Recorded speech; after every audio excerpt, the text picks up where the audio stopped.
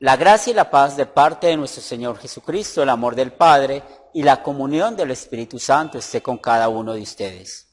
Sean bienvenidos a este sermón que hemos preparado para este domingo. Estamos celebrando el 17º domingo del tiempo después de Pentecostés. Quiero dar un cordial saludo a cada uno de ustedes, mis hermanos de la Iglesia Luterana Cristo, como también a cada sembrador y sembradores de la Academia Cristo. Quiero que sepan que el Sínodo Iglesia Cristo Wels Internacional está orando por cada uno de ustedes, por los estudiantes de Academia Cristo, para que podamos en un momento tener un compañerismo, seguir caminando juntos en este camino de la salvación. El pasaje que vamos a meditar hoy está tomado de Santiago, el capítulo 2, los versículos del 1 al 5, luego leemos los versículos del 8 al 10 y por último los versículos del 14 al 18. Así nos dice la palabra de Dios. Hermanos míos, que vuestra fe en nuestro glorioso Señor Jesucristo sea sin acepción de personas. Porque si en nuestra congregación entra un hombre con anillo de oro y con ropa espléndida, y también entra un pobre con vestido andrajoso, y miráis con agrado al que trae la ropa espléndida y le decís, siéntate tú aquí en buen lugar, y decís al pobre, estate tú allí en pie, o siéntate aquí bajo mi estrado. ¿No hacéis distinción entre vosotros mismos y venís a ser jueces con malos pensamientos? Hermanos míos, amados, oíd, ¿no ha elegido Dios a los pobres de este mundo para que sean ricos en fe y herederos del reino que ha prometido a los que le aman? Pero vosotros habéis afrentado al pobre. ¿No os oprimen los ricos y no son ellos los mismos que os arrastran a los tribunales? Si en verdad cumplís la ley real, conforme a la Escritura, amarás a tu prójimo como a ti mismo, bien hacéis. Pero si hacéis acepción de personas, cometeréis pecado y quedaréis convictos por la ley como transgresores. Porque cualquiera que guardare toda la ley, pero ofendiere en un punto, se hace culpable de todos. Hermanos míos, ¿de qué aprovechará si alguno dice que tiene fe y no tiene obras? ¿Podrá la fe salvarle? Si un hermano o una hermana están desnudos y tienen necesidad del mantenimiento de cada día, y alguno de vosotros les dice, id en paz, calentados y saciados, pero no les dais las cosas que son necesarias para el cuerpo, ¿de qué aprovecha? Así también la fe, si no tiene obras, es muerta en sí misma. Pero alguno dirá, tú tienes fe y yo tengo obras. Muéstrame tu fe sin tus obras y yo te mostraré mi fe por mis obras. Este es el pasaje que vamos a meditar.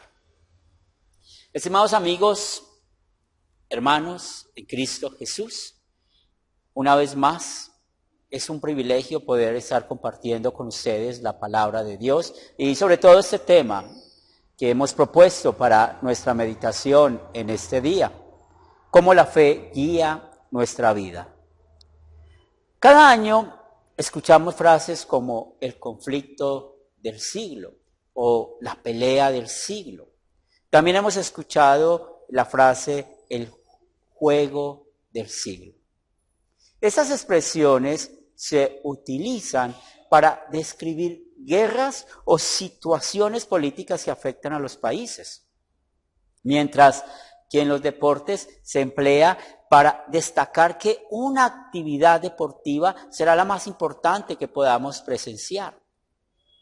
En la vida cotidiana las usamos para indicar que algo tiene gran relevancia o énfasis en un momento dado.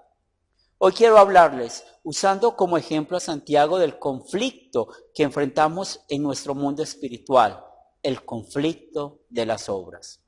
Este conflicto es muy serio, porque refleja varios pensamientos que el ser humano ha tenido respecto a la relación con Dios. La mayoría de nosotros crecimos recibiendo premios por nuestro buen comportamiento. Recordemos nuestros días en los jardines donde nos cuidaban cuando éramos niños, o en la guardería, en la escuela, en el colegio o incluso en la universidad. Estos premios también los encontramos en la vida laboral. Comisiones por ventas, días de descanso por cumplir objetivos, ascensos por ser buenos trabajadores. En nuestra vida familiar también implementamos todos estos premios.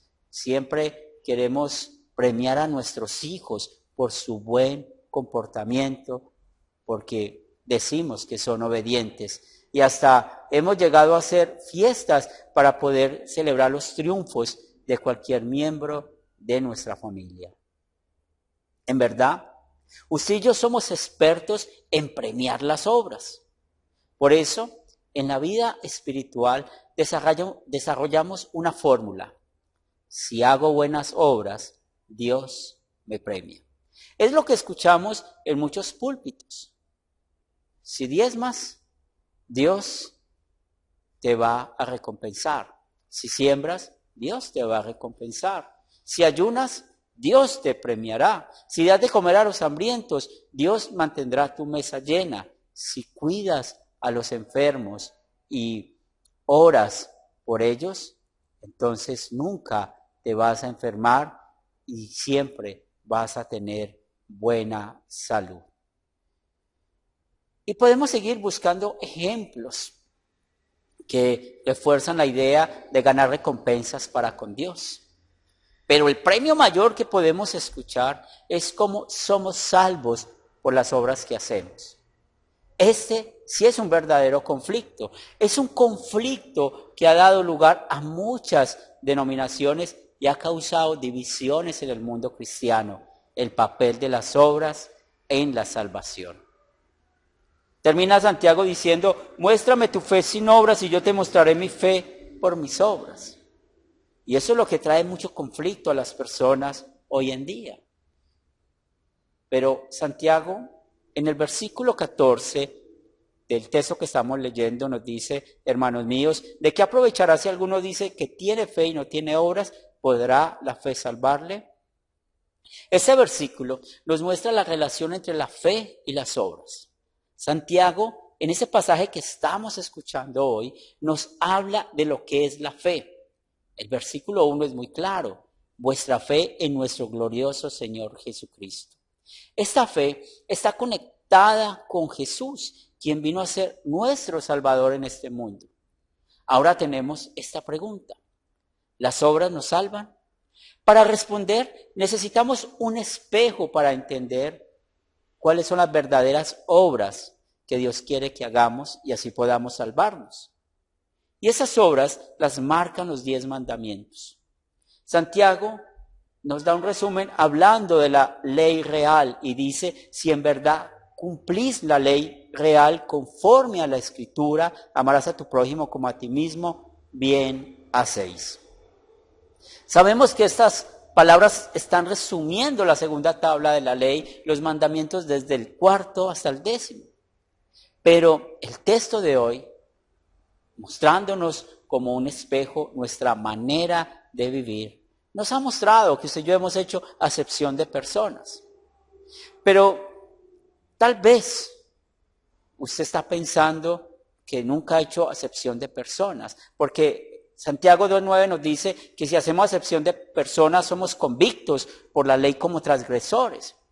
Y los ejemplos que muestra el escritor sagrado, como el favoritismo hacia los ricos y la falta de atención a las necesidades básicas de los hermanos en los momentos de escasez, tal vez nos hagan pensar, yo no soy así, yo siempre hago eso. Sin embargo, la misma escritura, tanto en el Antiguo como en el Nuevo Testamento, nos dice, sed perfectos como vuestro Padre en los cielos es perfecto. Esto es una exigencia de la ley. En el pueblo del Antiguo Testamento, en Levítico 19:2, Dios pronunció esta frase y luego Jesús en el Sermón del Monte, y está registrado en Mateo 5:48, igualmente la registró. No es una opción para nosotros ser perfectos, pero debido a nuestro pecado no podemos lograrlo. Además, Santiago en el versículo 10 nos dice, cualquiera que guardare toda la ley, pero ofendiere en un punto, se hace culpable de todos. Usted y yo podemos hacer buenas obras a nuestro parecer, pero estas obras para Dios son buenas. No, nuestras obras están corrompidas por el pecado, por nuestros malos pensamientos, nuestras malas acciones que son interesadas y nuestra lengua que se empeña a decir que somos mejores que otros. Hermanos, amigos en Cristo Jesús, todo esto revela un problema aún más grave. El infierno que merecemos por ir en contra de la voluntad de Dios. Usted y yo reconozcamos que hemos intentado manipular a Dios y su palabra con nuestras obras, pecando así contra el primer mandamiento, mereciendo como recompensa lo que nuestras obras realmente merecen, el infierno eterno. Entonces, la pregunta que tenemos ahora es, ¿cuál es el papel de las obras en nuestras vidas como cristianos? Aquí es donde necesitamos usted y yo ir más allá, dejarnos guiar por el Espíritu Santo que nos ha confrontado con la ley y ahora nos lleva hacia aquel ser que sí es perfecto, aquella persona que cumplió perfectamente la ley de Dios, Jesucristo. Nos enseña Gálatas, capítulo 4, versículos 4 y 5, pero cuando vino el cumplimiento del tiempo, Dios envió a su Hijo nacido de mujer y nacido bajo la ley para que redimiese a los que están bajo la ley, a fin de que recibiésemos la adopción de hijos. Jesús nació bajo la ley porque quiso guardar todos los mandamientos dados por Dios a su pueblo. Siempre vivió conforme a la voluntad de Dios siendo niño. Fue presentado al Señor y circuncidado de acuerdo con la ley. En su juventud honró a su padre y a su madre de acuerdo al cuarto mandamiento. También escuchó y aprendió la palabra de Dios según el tercer mandamiento. Ya adulto, alivió el sufrimiento de muchos y atendió sus necesidades corporales en consonancia con el quinto mandamiento. En 2 ocasiones, cuando fue ungido y cuando se transfiguró, el Padre afirmó claramente, este es mi Hijo amado en quien tengo complacencia. Su Padre se complació porque Jesús hizo lo que usted y yo no podemos hacer, obedecer perfectamente los mandamientos de Dios. No tuvo ninguna palabra negligente, ningún pensamiento malo, ni un solo acto pecaminoso. ¿Y saben qué, mis hermanos?